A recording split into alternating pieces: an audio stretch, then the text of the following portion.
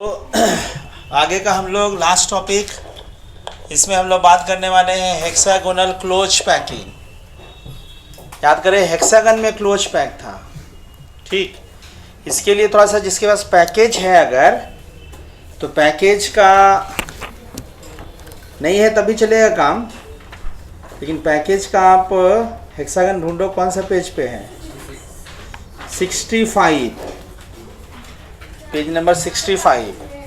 हाँ, जिसके पास पैकेज नहीं है, वीडियो जो देख रहे हैं देखिए, हेक्सागन में क्या होगा ध्यान रखना, ये क्लोज पैक है, ध्यान सुनिएगा, क्लोज पैक। तो एक बार सब लोग देखना, तब लोग अपना देखना बाद में उसको, पैकेज बाद में। क्लोज पैक है, ध्यान रखना, ये एटम का अरेंजमेंट, एटम स्फेरिकल, ठीक। तो एटम स्फेरिकल, ध्यान सुनिए सब लोग। क्लोज पैक बोलने का मतलब एटम के नीचे एटम रखेंगे कि यहाँ पे बनाना पड़ेगा, यहाँ पे। इसको आप क्या समझ पा रहे हैं, एटम के ऊपर एटम रखा है कि एटम के बगल में एटम रखा है, क्या समझ रहे हैं हर्षलेन? हर्षलेन क्या समझ रहे हैं इसमें आप? हाँ, बगल में, ध्यान सुनो, ऐसे समझिए इसको कि एटम स्फेरिकल में फुटबॉल ले लो बहुत सारा, और रूम में पूरा फुटबॉल को एक लेयर बिछा दो, सिंगल लेयर। क्लोज पैक बिछाना ऐसा है कि फुटबॉल रखना तो दूसरा फुटबॉल, ही दोनों के बीच में कर्व है, यहाँ पे क्लोज पैक है ना। दिस इज कॉल्ड, ध्यान सुनिएगा, इसको हम लोग बोलेंगे, एक लेयर पूरा है तो इसको हम लोग बोलचाल की भाषा में बोल सकते हैं कि ए लेयर। माने सब एटम पूरा का, भाई सॉलिड क्या है, solid is a multi layer arrangement of this atom. तो पूरा मल्टी लेयर में अगर ये सोडियम है तो इसके ऊपर भी सोडियम होगा, इसके ऊपर भी सोडियम होगा, लेकिन ये लेयर का नाम हम क्या दे रहे हैं, क्लोज पैक है। मतलब इसलिए क्लोज पैक में क्या हुआ, दो एटम का जो खाली जगह वहां पे रख रहे हैं, दूसरा एटम को बगल में रखा गया क्लोज पैक में, नहीं। अब ध्यान रखना, सिंगल लेयर, तो सिंगल लेयर होता है अरेंजमेंट सॉलिड की, मल्टी लेयर। अब इसके ऊपर में हम लोग को एटम रखना, और एटम को अरेंज कैसे करना है, तो क्लोज पैक अरेंज करने के लिए एटम को कहाँ पे रखेंगे, जो बीच बीच में गैप दिख रहा है यहाँ रखेंगे, तब ना क्लोज पैक होगा, नहीं। तो इसके ऊपर में हम रखिएगा, तो अब इसके ऊपर में फोटो बनाएंगे, तो फोटो बनाने के लिए थोड़ा समझ नहीं आएगा, तो क्या होगा, ध्यान सुनना, इसके ऊपर हम रख सकते हैं, तो इसके ऊपर में एक, इसके ऊपर एटम रखेंगे, फिर उसके ऊपर एटम रखेंगे, फिर उसके ऊपर रखेंगे, तब ना मल्टी लेयर अरेंजमेंट होगा। और यही मल्टी लेयर अरेंजमेंट का नाम क्या होगा आपका, सॉलिड। लेकिन सॉलिड में हम लोग को कैसे समझाना है ना। तो हम लोग को हेक्सागन समझाने में जरा ध्यान से सुनिएगा कि अगर आपके पास पैकेज है तो उस पैकेज में देखो, डायग्राम यहाँ पे 3D बनाना संभव नहीं है। 65 पेज में ये वाला पैकेज देखिए, ये वाला डायग्राम दिख रहा होगा, इसको ध्यान देना है, इस पैक पे। किसी के पास बुक भी होगा तो बुक में भी होगा। अब उस लेयर में देखिए जरा सब लोग ध्यान दीजिए कि पहला जो फोटो बना हुआ है, ये वाला फोटो बना हुआ है, उसके ऊपर में देखो दूसरा लेयर एटम रखा है, वो कहाँ पे एटम रखा है, व्हाइट पे। तो व्हाइट पे हम भी रख लेते हैं, देखो यहाँ पे कहाँ रख के देखें, यहाँ पे देखो व्हाइट पे एटम रख दिया। अब गौर करो, यहाँ पे एक एटम रख रहे हो, ऐसे ही बहुत सारे एटम अरेंज होगा।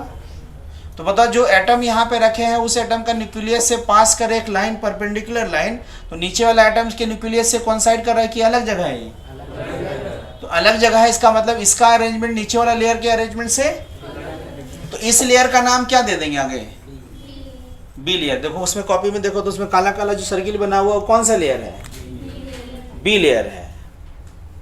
तो सॉलिड क्या होता है, 2 लेयर अरेंजमेंट होता है, मल्टी लेयर है। तो तीसरा लेयर, अब तीसरा लेयर एकदम समझना इंपॉर्टेंट पॉइंट है, जो आप डायग्राम देख पा रहे हैं वहां पे आप तीसरा लेयर अरेंजमेंट देखिए। अभी हम दिखाएंगे, ध्यान रखना, जिसको दिक्कत हो रहा है अभी देखो है, दिखाएंगे।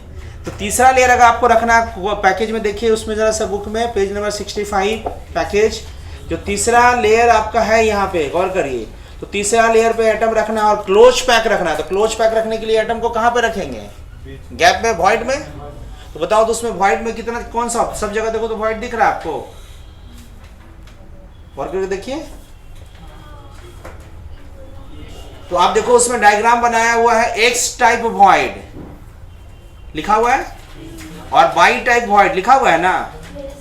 तो दोनों वॉइड अगल बगल में है कि दूर दूर है, अगल बगल में है, ठीक से देखो, एक्स टाइप और वाई टाइप दोनों अगल बगल में है ना। तो हर जगह पे सेम टाइप का रिपीट हो रहा है कि नहीं, रिपीट हो रहा है ना, गौर करिए। तो अगर दिखा एक्स टाइप वॉइड और वाई टाइप वॉइड लिखा हुआ है ना, तो एक्स टाइप वॉइड लिखा हुआ है, वाई टाइप वॉइड लिखा हुआ है, और तीसरा लेयर को हम लोग रखना कहाँ है, हम लोग को तीसरा लेयर को रखना कहाँ है, वॉइड में रखना है। अब तीसरा लेयर को हम लोग को वॉइड पे रखना है, तो ध्यान से समझिएगा, आप एटम या तो एक्स टाइप रखिए या तो वाई टाइप है, दोनों तो अलग अलग तरह का वॉइड दिख रहा है आपको। अगर आप कंपैरिजन करिएगा कि अगर आपसे हम पूछे कि एक्स टाइप वॉइड कैसा वॉइड है, वॉइड तो पढ़ी लिए हम लोग, सोचो तो एक्स टाइप वॉइड कैसा वॉइड होगा, सोचो। टेट्राहेड्रल वॉइड होगा। और वाई टाइप वॉइड कैसा देखने में लग रहा है, देखो ऑक्टेट, दोनों वॉइड अलग अलग है ना, और दोनों वॉइड अगल बगल में है कि बहुत दूर दूर है, और वैसे रिपीटेशन पूरा सॉलिड में हो रहा है कि नहीं, देखो। और आपको हम बता दें, सुन लो, अगर आप चाहते हैं कि एक्स टाइप वॉइड जहाँ टेट्राहेड्रल वॉइड आप समझ पा रहे हैं, वहां पे अगर ऊपर में एटम रखिएगा, तो ऊपर में एटम रखिएगा तो एग्जैक्टली नीचे वाला से मिल जाएगा कि नहीं, देखो मिलेगा कि नहीं। तो उस लेयर का भी नाम क्या लेयर का हो जाएगा, ए लेयर। तो यानी कि ए के बाद हो गया बी लेयर, फिर से कौन सा हो गया, यानी वैसे ही रिपीट होते रहेगा। तो वैसा अरेंजमेंट को कौन सा, कैसे अरेंजमेंट कहेंगे हम लोग, ए बी ए बी। तो ए बी टाइप जो अरेंजमेंट होता है ना सॉलिड का, यही अरेंजमेंट से जो सॉलिड बनता है वो क्या बनेगा आपका, क्या बनेगा। तो कोई सोच रहा होगा, रोशनी सोच रही होगी कि सर हम ऐसा भी तो होगा कि हम एक्स टाइप भी पे रख देंगे, वाई टाइप मिक्स करके सब जगह रखते जाएंगे, नहीं हो सकता ऐसा। लेकिन गौर करो, दोनों वॉइड अगल बगल में है कि एक ही जगह पे है, अगल बगल में है। तो ऐसा कभी पॉसिबल नहीं है कि आप एटम एक्स टाइप वॉइड में रखिएगा तो वाई टाइप वॉइड में एटम नहीं रखा पाएगा। जैसे फॉर एग्जांपल, जैसे हम समझाने के लिए देखो, तो ये एक एटम दिख रहा है, इधर कितना एटम, तो हम समझाने के लिए एक छोटा पार्ट बाहर निकाले, देखो ऐसे दिखा, और ये वॉइड है, इसी में वॉइड में एटम रखना है। कितना वॉइड दिख रहा है, 1 2 3 4 5 6, सब अगल बगल में है।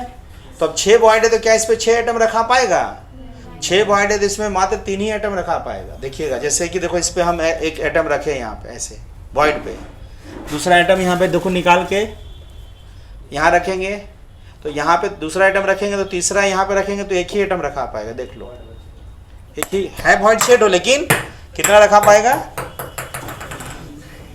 3 ही रखा पाएगा। यहाँ पे थोड़ा सा एक बार बॉल थोड़ा चेंज हो जाएगा, देखो थोड़ा बॉल बड़ा बॉल है, 3 ही आइटम, 3 आइटम रखने के बाद जगह बचेगा ही नहीं, ऐसे ठीक। अब ठीक है ना। अब यहाँ गौर करिए, इससे न्यूक्लियस से अगर हम लाइन पार करेंगे परपेंडिकुलर, तो नीचे से कौन साइड नहीं ना कर रहा है, तो इसलिए इसका नाम ए लेयर हो गया, ये नाम बी लेयर हो गया। अब इसी के ऊपर में हम लोग तीसरा लेयर रखना है, तो तीसरा लेयर रखने पे हम ध्यान रखना, वहाँ पे आपको जो कॉपी में दिख रहा है तीसरा लेयर रखना है, तो उसमें टेट्राहेड्रल वॉइड दिख रहा है, और दोनों वॉइड अगल बगल में है। अगर आप पहला आइटम आप टेट्राहेड्रल वॉइड पर रख दिए हैं, तो क्लोज पैकिंग के लिए हर जगह कहाँ रखना पड़ेगा, कहाँ रखना पड़ेगा, टेट्राहेड्रल वॉइड पे ही रखना पड़ेगा। और वो ऐसा अरेंजमेंट से कैसा अरेंजमेंट हो गया, फिर से कैसा हो गया, और इसी अरेंजमेंट का नाम क्या होगा, इसी अरेंजमेंट से कौन सा सॉलिड बनता है। तो बोलिए सर कैसे, हमको कैसे पता चला, आपको तो बोल दिए गए है रेसिपी बना, हमको भी समझ आना चाहिए ना। तो देखो कैसे बनेगा, यहाँ रखना। अभी क्या है, ए और बी दिख रहा है, दूसरा और देखिए एक और यहाँ है, अब यहाँ देख लो ऐसे, एक मिनट देख लो, दूसरा लेयर 6 का देखो ऐसे देख लीजिए, दिख रहा ना हेक्सागन,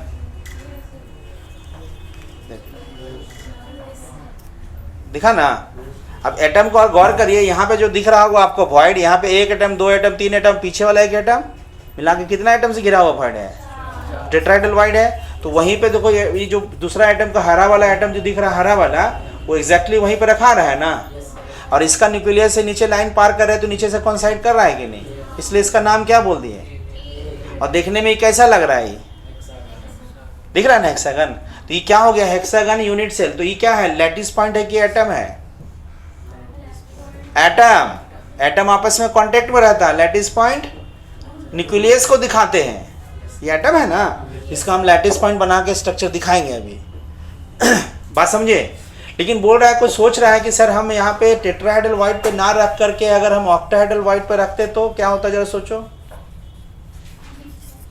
तो उसका देखो डायग्राम को देखो बुक में कि अगर हम टेट्राहेड्रल वाइट पे ना रख करके जहाँ पे वाइट टाइप लिखा है वो ऑक्टाहेड्रल वाइट है वहां पे एटम रखेंगे तो बताओ नीचे से कौन साइड किसी से करेगा?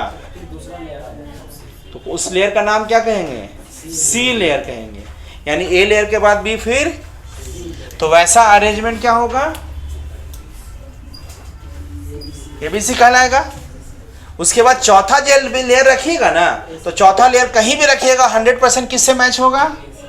ये कैसा अरेंजमेंट होगा? तो ये भी क्लोज पैक है कि बिना क्लोज पैक है? क्यों क्लोज पैक है? क्योंकि एटम को कहाँ रख रहे हैं। तो इससे जो अरेंजमेंट होगा वही अरेंजमेंट क्या होता है? वही क्या होगा? एफसीसी। भी याद करो ना, face centre cubic, face centre cubic भी बोलते थे ना क्लोज पैक स्ट्रक्चर। तो क्यूबिक में क्लोज पैक जो स्ट्रक्चर होगा वो कैसा अरेंजमेंट होगा? और दोनों में डिफरेंस कहां से क्रिएट हो रहा है? तीसरा लेयर रखने से। यानी आपको हम ऐसा बोल दिए तो इसको ऐसे देख करके बोल सकते हैं कि ये एससीपी है कि एफसीसी है। अरे तो पहला लेयर है, दूसरा लेयर में आप व्हाइट पे एटम रखें तो दूसरा लेयर एफसीसी और एससीपी दोनों का सेम होगा। दोनों में फर्क कहाँ होगा? जब तीसरा लेयर कहाँ पे रखेंगे? तीसरा लेयर यहाँ पे कहाँ रखा गया है? यहाँ पे कहाँ रखा गया है?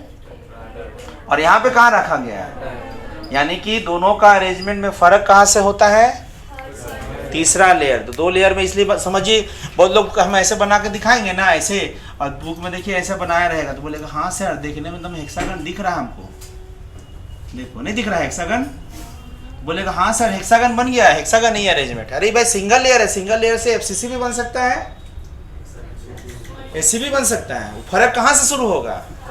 तीसरा लेयर से। वो भी यानी कि आपसे हम बोल सकते हैं कि एससीपी कैसा अरेंजमेंट? AB type arrangement. समझ गए अरेंजमेंट ना?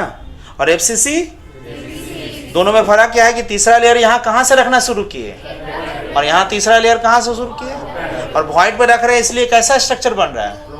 ये कैसा क्लोज पैक है? हेक्सागन में क्लोज पैक और ये क्यूबिक में क्लोज पैक। किसमें? क्यूबिक में क्लोज पैक है। बात समझ रहे हैं? तो ये जो आपको हम दिखाए थे आपको यहाँ से ऐसे ही, तो ये था ओरिजिनल में यूनिट सेल। ये एटम है, इसको अगर लैटिस पॉइंट बना के दिखाएं, ध्यान सुनिएगा, लैटिस पॉइंट बना के दिखाए तो क्या है? देखो बीच में एक एटम है और चारों तरफ से घिरा हो। चुकी हमको समझाना हम लोग का हेक्सागन, तो हेक्सागन टाइप का फिगर बनाएंगे। अगर क्यूबिक बनाना होता तो क्यूब जैसा बना के निकालते हैं यहाँ पे। नहीं, इसको अगर बनाना दिखाएंगे देखो ऐसे बना के दिखाएंगे तो बीच में एटम है सब। देखो ये एटम से इसका कॉन्टेक्ट में, देख लो नहीं है कॉन्टेक्ट में, तो कॉन्टेक्ट में है। तो इसको अगर यहाँ पे बना के दिखाएं, ध्यान सुनिए, नीचे वाला को बना के दिखाएं। देखो ऐसे थोड़ा सा इसको मिटा लिख लीजिए, तो मिटा के ही बनाएंगे तो ज़्यादा सही रहेगा। तो एससीपी का जरा सा हम लोग डायग्राम बना दे रहे हैं। यूनिट सेल तो आपका ये जो पॉइंट था ओरिजिनल में एटम था, ये इसको लैटिस पॉइंट में अगर देखें तो नीचे में देखो छः एटम इधर है, बीच में एक एटम था देख लीजिए, और बीच में कितना आया था? ये 3 एटम, ऊपर से 6 एटम और भी ऐसे था ना। तो इसी को अगर हम बना के इसमें अगर दिखाएं तो देखो 6 एटम चारों तरफ से घिरा, नीचे वाला लेयर, इसी का नाम हम क्या लिख रहे थे? इसी का नाम कौन सा लेयर? बीच में कितना एटम? 3 एटम को लैटिस पॉइंट में ऐसे दिखाएं, इसी का नाम कौन सा लेयर? और ऊपर से देखिएगा फिर से वापस में 6 और बीच में एक एटम है, देखो तो होगा ना। अब इसको यहां से मिला दीजिए, देख लीजिए ऐसे बन गया। तो हेक्सागन बना ना। अब इसी का नाम हेक्सागन में देखो ए लेयर, बी लेयर, फिर से कौन सा लेयर? A layer. अब आपसे इसमें ना इंपॉर्टेंट चीज पूछेगा कि हेक्सागन का हाइट कितना होगा? हाइट यूनिट सेल है, ध्यान सुनना। तो क्यूब तो है नहीं कि वॉल्यूम निकालना होगा, तो area of base into height करना पड़ेगा ना।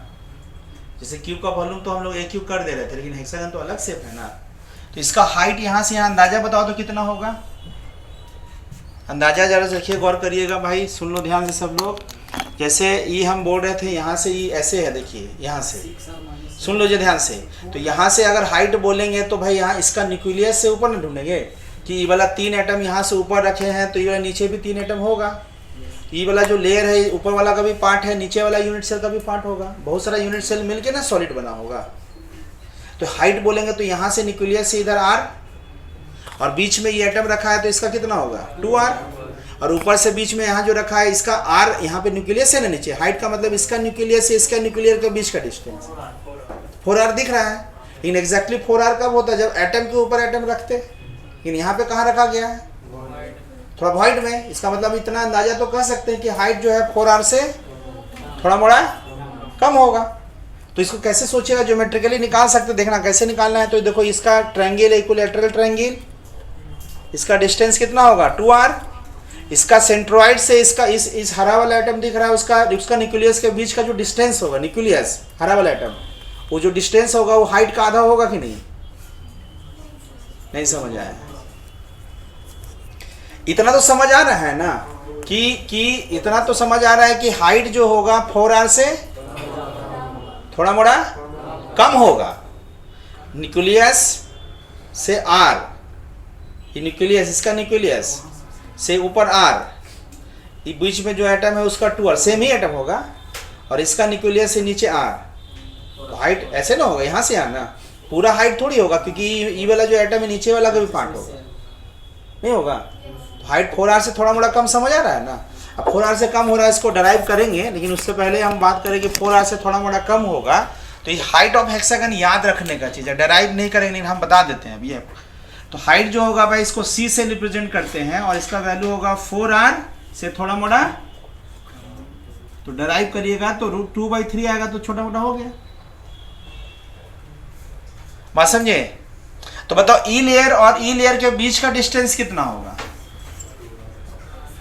हाइट से आधा, तो हाइट से आधा C/2 का वैल्यू होगा ना। अब कहा जाता है, सुनो ध्यान से, ई लेयर और ई लेयर का बीच का जो डिस्टेंस है वो कहा जाता है 2 पैरेलल लेयर का बीच का डिस्टेंस। कभी कभी पूछेगा कि हेक्सागन यूनिट सेल में 2 पैरेलल लेयर के बीच का डिस्टेंस कितना होगा। तो बहुत लोग समझता है ना कि देखने में एक जैसा लग रहा है तो पैरेलल लेयर ई होगा। अरे भाई 3 एटम यहाँ रखा, लेकिन सब एटम को, यहाँ बहुत सारा एटम होगा ना जी, सब एटम को मिलाइएगा तो जैसा अरेंजमेंट ही है वैसे ही नहीं भी होगा, नहीं। तो 2 पैरेलल लेयर मतलब इस लेयर और इस लेयर का अरेंजमेंट कितना होगा। तो एससीपी में 2 पैरेलल लेयर का डिस्टेंस का मतलब हाइट का, अगर आपसे हम पूछे कि वॉल्यूम ऑफ एससीपी कितना होगा, वॉल्यूम ऑफ एससीपी कितना, तो वॉल्यूम ऑफ एससीपी का मतलब आप निकाल सकते हैं, वॉल्यूम ऑफ एससीपी का मतलब area of base into height, area of base into height. Area of base कितना होगा जरा बताओ तो। एरिया ऑफ बेस में देखिएगा यहाँ से यहाँ क्या होगा, एक ट्रायंगल, इस ट्रायंगल का कितना यहाँ से यहाँ का डिस्टेंस, यहाँ देखो यहाँ से यहाँ कितना डिस्टेंस, ये न्यूक्लियस से इस न्यूक्लियस के बीच में कितना 2R होगा ना, यहाँ देख लो होगा ना, तो 2R होगा। तो बताओ ये कौन सा ट्रायंगल हुआ, तो ऐसा कितना ट्रायंगल बनेगा, तो 6 इक्विलैटरल ट्रायंगल का एरिया होगा, वो एरिया ऑफ बेस। तो हो सकता है आप देखो यहाँ पे 6 इंटू √3a/4, और इसका कितना एज लेंथ कितना होगा, इसका 2R होगा ना, और हाइट कितना है 4R से थोड़ा मोड़ा में, तो 4R 2/3। इसको पूरा का पूरा कैलकुलेट करिए तो भाई यहाँ से यहाँ 4 और 4 कैंसिल, 24, और यहाँ से देखो √3 कैंसिल हो गया, 2 कितना होगा, वॉल्यूम ऑफ एससीपी इतना होगा। नहीं समझ आ रहा है? अरे हाइट का मतलब एरिया ऑफ बेस, तो बताओ कितना इक्विलैटरल ट्रायंगल होगा, 6। तो इक्विलैटरल ट्रायंगल का फॉर्मूला क्या होता है, एरिया का फॉर्मूला क्या होता है, √3/4 a²। तो इसका a यहाँ से यहाँ a ही ना होगा, तो यहाँ से यहाँ a कितना है, यही ना 2R है, इतना स्क्वायर, ठीक। तो वॉल्यूम ऑफ एससीपी इतना हो गया, क्लियर कट, ठीक। अब इसमें आप बताइए कि वॉल्यूम ऑफ में इतना में अगर आपसे हम पूछे कि इसका इफेक्टिव नंबर ऑफ एटम कितना होगा। इफेक्टिव एटम तो हम बताएं 6, पहले तो बता दिए थे, यहाँ प्रूफ करेंगे। तो जरा सा प्रूफ करने के लिए थोड़ा सा इधर दिख रहा होगा, गौर करना। ई एटम है, जरा समझना। ई एटम इस यूनिट सेल का पार्ट है, वो समझ आ रहा है ना। अभी ई लेयर ध्यान सुनिएगा, जैसे ही समझिएगा ध्यान से। ई वाला ऐसे है, ई वाला यही एटम, ई वाला है ई एटम, ई दिख रहा है ना आपको, वही एटम ही है। तो ई वाला पार्ट ऊपर में भी है, तो ई वाला पार्ट। और ई जैसे हम हेक्सागन लिए, ऐसे हेक्सागन लिए हैं, तो ऐसे भी तो कर सकते थे, इसको हम ऐसे लेते थे, इसका भी पार्ट होता है। अभी गोल गोल करके ऐसे किए थे ना हम लोग, ऐसे लिए थे, यहाँ से ऐसे लिए हैं, देखो ना। ये वाला यहाँ बीच में आ गया, देखो गौर करो। तो ये एटम बीच में सेंटर पे चला गया, लेकिन हम लोग इसको ऐसे अगर लेते हैं ऐसे, तो जो एटम सेंटर पे वो तो इधर भी जा रहा है ना, बात समझिए। तो इसको जरा समझिएगा, ये एटम इसका पार्ट तो है ही, इसी को हम आगे बना दे, देखो ऐसे आगे बढ़ा दें, ऐसे देख लीजिए, इसका भी पार्ट होगा ही। उसी तरह से आप यहाँ से गौर करिए,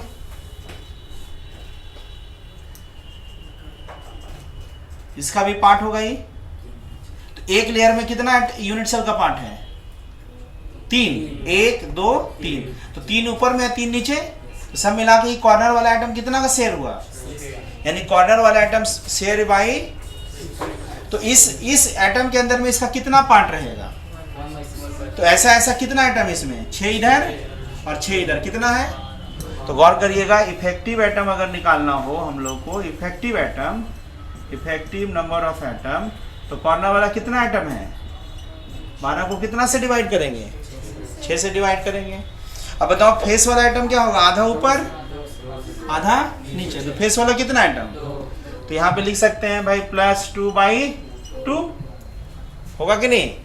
उसी तरह से ही बताओ बॉडी सेंटर वाला आइटम कहीं शेयर है? तो भाई सब मिला के कितना हो जाएगा? सब मिला के सम करिए तो इफेक्टिव कितना आइटम? इफेक्टिव कितना आइटम? 6 आइटम। कोऑर्डिनेशन नंबर जरा देख लीजिए इसका। कोऑर्डिनेशन नंबर बहुत आसान है। कोऑर्डिनेशन नंबर बताओ हम भाई। देखो अभी हम लोग को दिख रहा है कि ये एटम सेंटर पे है, लेकिन हम बोल रहे हैं कि अगर ऐसा लेते हैं तो ये एटम कहाँ चला जाता है? यानी जैसा आइटम इसका कोऑर्डिनेशन नंबर निकालिए उतना ही कोऑर्डिनेशन नंबर इसका भी होगा। तो आप गौर करिए कि इस यह आइटम के बारे में सोच रहे हैं, तो यह आइटम कितना से घिरा हुआ है? तो ये कोऑर्डिनेशन नंबर कितना दिख रहा है? लेकिन 6 कहाँ दिख रहा है? एक प्लेन में। अगर आपसे पूछता कि हेक्सागन का कोऑर्डिनेशन नंबर कितना होगा 2D में, तो क्या बोलिएगा? लेकिन कोऑर्डिनेशन नंबर का मतलब 2D होता है कि 3D? 3D नहीं कुछ बोले तो अंडरस्टूड मीनिंग है 3D। तो 6 तो दिख रहा है अभी, और 6 के ऊपर 3 एटम, और इसके भी नीचे भी तो 3 एटम होगा। कितना गिरा है? 12। कोऑर्डिनेशन नंबर, FCC का कोऑर्डिनेशन नंबर कितना होता था? उसका भी कोऑर्डिनेशन नंबर 12 होता था, और इसका भी कोऑर्डिनेशन नंबर। तो कभी कभी पूछेगा कि भी क्लोज पैक स्ट्रक्चर है और FCC भी क्लोज पैक स्ट्रक्चर है, तो दोनों में क्या डिफरेंस है, क्या कॉमन है? वहां पे इफेक्टिव 4 एटम है, यहाँ पे इफेक्टिव, वहां का वॉल्यूम एक ही होता है, यहाँ का वॉल्यूम याद रखना है इसको। यहाँ वॉल्यूम याद रखिएगा। पिछले बार 2-3 साल पहले JEE एडवांस में एक पैसेज आ गया था SCP में, वही सब पूछा था कि वॉल्यूम कितना, हाइट कितना है, यही सब पूछ दिया था पैसेज में। ठीक बात समझ रहे ना? तो जिसको याद रहेगा वो बन जाएगा। अब इतना निकाल लिया, कोऑर्डिनेशन नंबर कितना आ गया इसका? कैसे 12 है? सोचो इसका। देखो ना यहाँ ये एटम को 6 एटम घेर के रखा है, 6 हो गया, 3 ऊपर 3 नीचे, 12 हो गया। कैसे डिस्टेंस अलग होगा भाई? ये एटम देखो, ये डिस्टेंस अलग कैसे होगा? ये एटम इसके साथ कांटेक्ट में है, तो ऊपर से जो एटम रखिएगा ये एटम का दूर लटका कर रखिएगा, इसमें से कांटेक्ट में रहेगा, ये भी कांटेक्ट में नहीं रहेगा। डिस्टेंस तो बराबर ही ना है, नहीं? कोऑर्डिनेशन नंबर 12 हुआ। पैकिंग फ्रैक्शन कितना होगा? कॉपी करो पहले जल्दी से इसको। सुनिए, तो इसका पैकिंग फ्रैक्शन क्या होगा? पैकिंग फ्रैक्शन ऑफ HCP कितना होगा? तो पैकिंग फ्रैक्शन का मतलब हम लोग जानते थे कि volume of all atom, volume of. तो बताओ SCP में कितना एटम आता था? तो 6 एटम, और नीचे वॉल्यूम ऑफ यूनिट सेल, तो volume of unit cell 24√2 R3। काटिए तो कितना होगा, पाई बाई 3√2 ना। इसी को डिवाइड करिएगा तो वैल्यू, इसका वैल्यू और किसके जैसा मैच कर रहा है, एफसीसी के जैसा। यानी एफसीसी से और इसमें क्या क्या मैच हो रहा है, पैकिंग फ्रैक्शन 74%, कोऑर्डिनेशन नंबर इसका भी 12, उसका भी, हाँ इसमें इफेक्टिव एटम 6, उसमें इफेक्टिव एटम 4। और क्या होगा, ये भी क्लोज पैकिंग है, यानी सब देखो एटम तो नहीं क्लोज पैक है, इसलिए इसमें भी इफेक्टिव एटम 6 है तो टेट्राहेड्रल वाइड 12, सेम तरह का है। देखो इफेक्टिव एटम 6 है तो टेट्राहेड्रल वाइड, और ऑक्टाहेड्रल वाइड, यानी इसमें भी टेट्राहेड्रल वाइड अगर काउंट करिएगा तो इसमें 8 12 होगा, 6 का दुगना 2 × 6, और ऑक्टाहेड्रल वाइड बात करिएगा तो किसमें, एससीपी में वाइड। ये भी ध्यान रखिएगा क्योंकि क्लोज पैक स्ट्रक्चर में वैसे ही होता था। डेंसिनो एक क्वेश्चन बहुत इंपॉर्टेंट जो आता है कि सपोज करो सोडियम एटम को मौका दिया जाए और उसको ना पहला लेयर ए लेयर, दूसरा लेयर बी लेयर सेम होता है, तीसरा लेयर से ही फर्क होगा। एससीपी को कहाँ रखते हैं, कौन सा वाइड पे, third layer of atom if placed on tetrahedral void then it forms AB type structure which is SCP. अगर थर्ड लेयर हम तो ABC टाइप अरेंजमेंट है उसको बोलेंगे। तो उसको ऐसा बोलेंगे तो ध्यान से सुनिएगा, अगर सोडियम को मौका दे दिया जाए कि तुम ही भाई FCC बनाओ, तुम ही SCP बनाओ, तो पूछेगा इन दोनों में क्या क्या बातें कॉमन होगा, क्या क्या बातें अलग अलग हो। तो पूछेगा सोडियम का कोऑर्डिनेशन नंबर दोनों में 12 सेम होगा कि नहीं, पैकिंग फ्रैक्शन सेम, और क्या पूछ सकता है, डेंसिटी पूछ देगा तो डेंसिटी वाला फार्मूला लगाएंगे तो क्या होगा, डेंसिटी वाला फार्मूला Z। ये फार्मूला AQ कब लगाएंगे, जब क्यूबिक होगा, लगाएंगे ना। और क्यूबिक में R और A में रिले, दोनों में एटम सेम है तो दोनों में R सेम होगा, दोनों में एटम सेम है तो दोनों का R सेम होगा, A सेम नहीं होगा। तो भाई इफेक्टिव FCC का 4 होगा, एटॉमिक मास 23, ये तो कॉमन ही होगा दोनों का, ये होगा 4 और ये होगा, भाई FCC में क्या होता है, सोडियम ऐसे ही ना होता है रूट, इसको कन्वर्ट करके रखिएगा। और SCP रखिएगा तो SCP में Z होगा और यहाँ A होगा और यहाँ पे AQ ना होकर के क्या होगा उसकी जगह, तो यहाँ भी E वैल्यू तो सेम ही होगा। E और ये दोनों बदल गया, इन दोनों का रेशियो यहाँ पे कितना होगा 6, पूरा काट के देखिएगा और यहाँ भी काट के देखिएगा काट के चेक करिएगा आप, दोनों का सेम ही आएगा, दोनों का काट के चेक कर लीजिएगा, दोनों का यानी दोनों का अरेंजमेंट हम FCC करें या SCP करें, दोनों सॉलिड का डेंसिटी करके देख लेना ना, यहाँ 4 और वैल्यू रख करके देख लेना, यहाँ पे SCP में 6 और यहाँ काट के देखिए तो वैल्यू रेशियो काट के उतना नहीं आ जाएगा। तो दोनों का डेंसिटी का अरेंजमेंट भी सेम हो, डेंसिटी भी सेम होगा। फर्क क्या होगा, इसका वॉल्यूम अलग होगा, इसका वॉल्यूम अलग होगा, ये अलग तरह का देखने में, ये अलग तरह का देखने में, लेकिन दोनों का packing fraction same, density same, check कर लेना सेम है कि गलत, अलग भी हो सकता है, और कोऑर्डिनेशन नंबर से। इतना सब मिला करके आपका SCP है, सॉलिड स्टेट खत्म है पूरा का पूरा। धन्यवाद।